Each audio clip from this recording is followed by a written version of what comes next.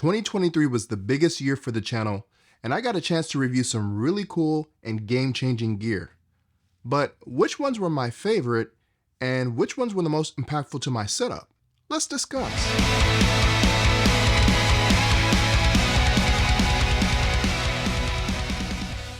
I reviewed a lot of products in 2023, and while many were very good, in this video I want to highlight a few products that really stood out for me and really transformed my theater to that next level. Alright, starting out at number 5, I gotta go with Zidoo. I bought my first Zidoo player in November of 2022 with the Z9X, and then I upgraded to one of the newest models in September of 2023 with the Z20 Pro. And when you compare it to something like MB or Plex, it's just not even a fair comparison. Now, don't get me wrong, I love me some Plex.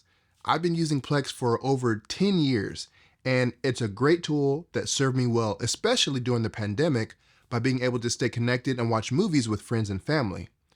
But it's also very limited, mainly in the ability to play different formats like ISO files, BDMV folders, and 3D ISO. Whereas the Zidoo can play everything that Plex can and more. We're talking MKV, MP4, .ISO, BDMV, 3D ISO, 3D BDMV, and those are just a few of the formats that Zidoo players can play. But those are the most common ones that most people will rip their content to. The new Zidoo players also support 4K 120, so for high frame rate movies like Gemini Man that can play back at 4K 60 FPS, the new Zidoo players should have no issues. With Zidoo players, you can retain Blu-ray menus with full control. You've got options for Dolby Vision, HDR10+.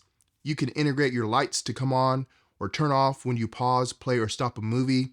It's got one of the best companion mobile apps I've ever seen, and you can customize Zidoo players pretty much how you want to your heart's desire. I mean, the list goes on and on. I've made numerous video tutorials, walkthroughs, and reviews on Zidoo products if you want full-length videos.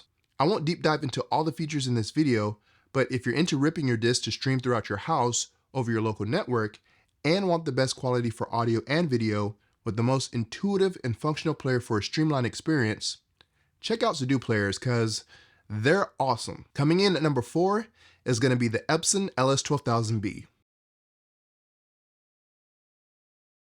Prior to the LS12000, I was using an Epson 5040UB, which is the only other projector I have ever owned. And it served me well for about 6 years, but it used a bulb, and if you've ever had to change a projector bulb, it sucks. It's a whack process. So when the LS12000B got announced and upgraded with laser technology, I was very intrigued. And since I've been using it in my theater, I've been 1000% happy. The image just looks beautiful. Such a huge upgrade over my 5040. The laser light source gets you more lumens, better contrast, it's quieter, it doesn't run as hot, but the most important thing is the image. The image quality is such an upgrade coming from the 5040. The first thing I noticed was just how much more detailed the picture looked, but also has this slight softness that kind of makes the image look more cinematic, at least to me.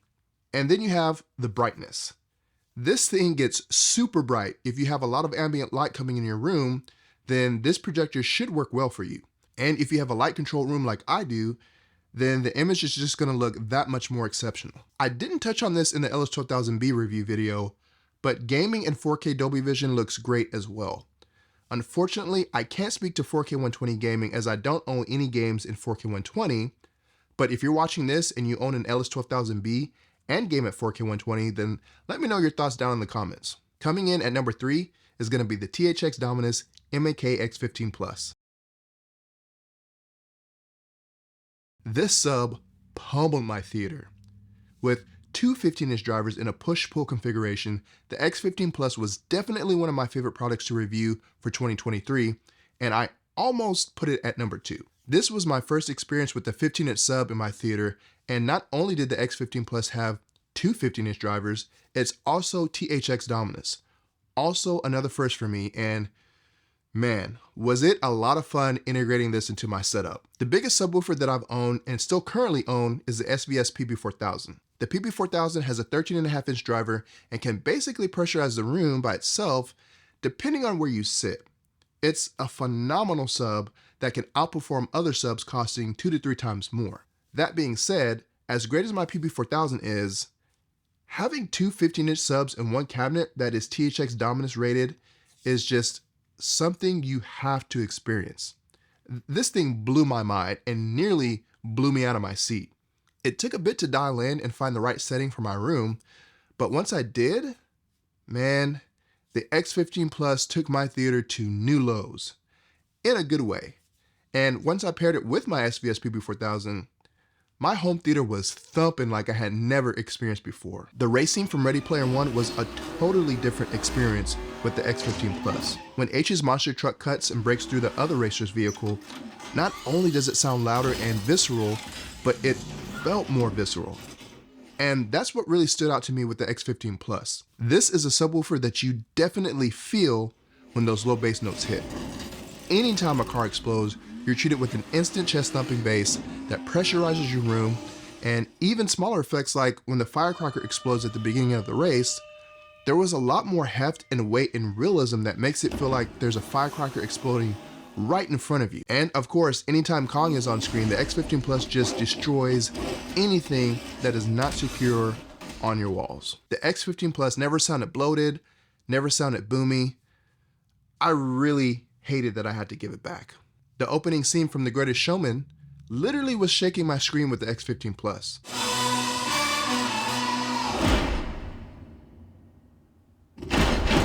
Pretty much, if you pick any bass-heavy demo scene, the X15 Plus is going to enhance your experience to chest thumping and room pressurizing bass levels that might make your neighbors complain to your HOA. At number 2, I gotta go with my Arndal speakers.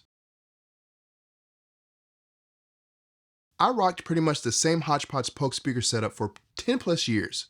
So when I got my first exposure to Arndal in my theater, I was hooked. Over the next year or so, I would slowly upgrade my entire home theater speakers to Arndal, and the results have been stupendous.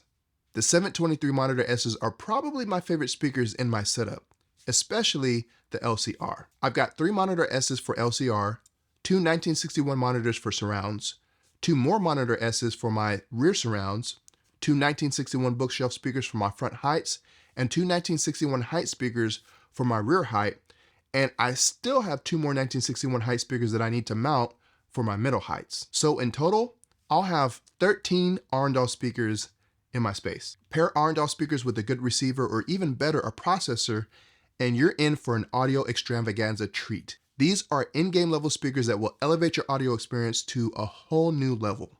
And coming in at number 1 is the RMC1. So I've always been an Emotiva fan. I've owned 4 of their amplifiers over the course of 10 plus years. The first Emotiva product I bought was the XPA3 Gen 2, which I still use in my setup, and it was the first time that I went with separates to power my speakers utilizing pre-outs, and I immediately noticed the difference in using external amplification versus internal amps in my theater. But I had never experienced a processor in my theater, and while it was plagued with bugs when it first got released about 6 years ago, I have never heard anyone complain about the sound of the RMC1. So when I was able to get my hands on one, I was super excited, but also I didn't really know what to expect since my previous setup with the Anthem MRX 720 already sounded great with Emotiva amps. Could my theater really sound that much better with a processor? I thought to myself. But when I first got everything hooked up and turned everything on for the first time and demoed my first movie scene, the race scene from Ready Player One, this was the first time I got to utilize XLR connections to my LCR. And while the RMC1 made all my speakers sound more premium, the Arndal 1723s paired with the RMC1 via XLR connection, chef's kiss, man. My LCR went from sounding really, really good before to jaw-droppingly slap your mama better.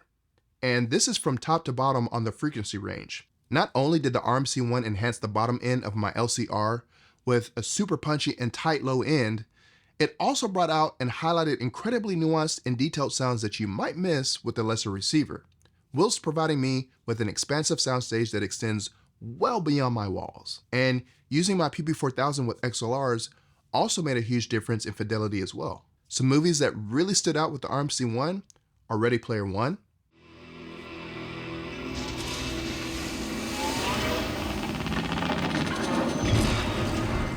First to the key. First to the egg.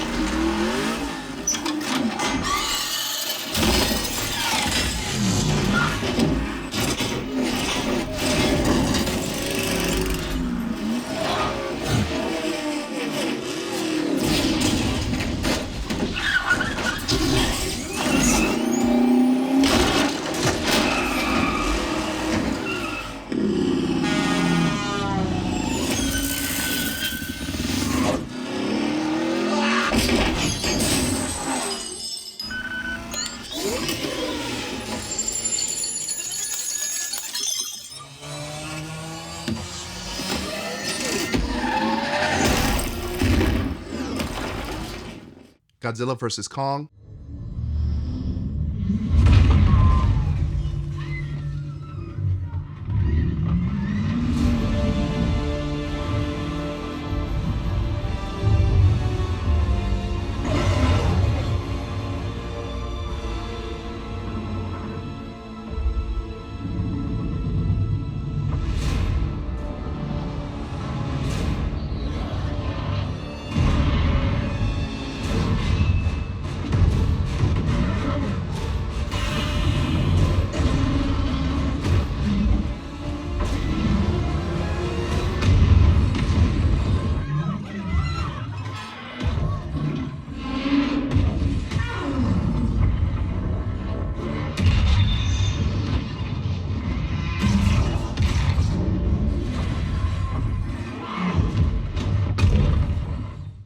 Tenet.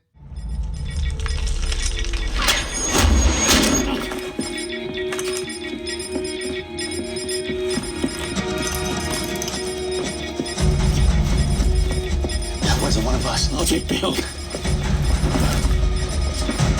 Go, go, go, go, go.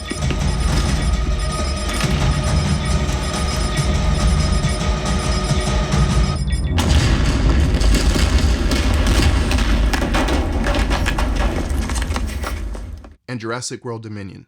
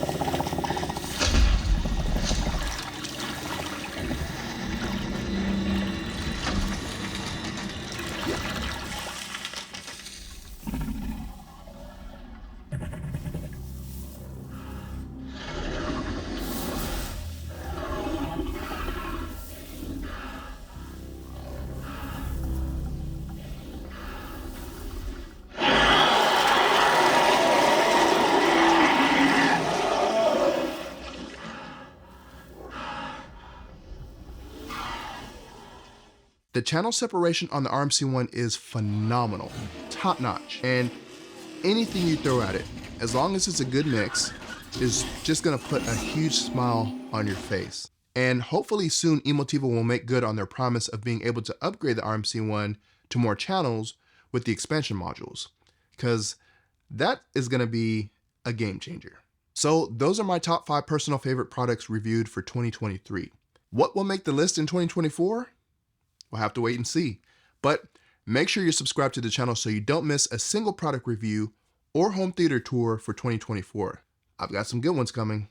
Thank you guys for watching, and if you want extra content that you won't find on the channel, check out my Patreon page. I'll see you guys in the next video.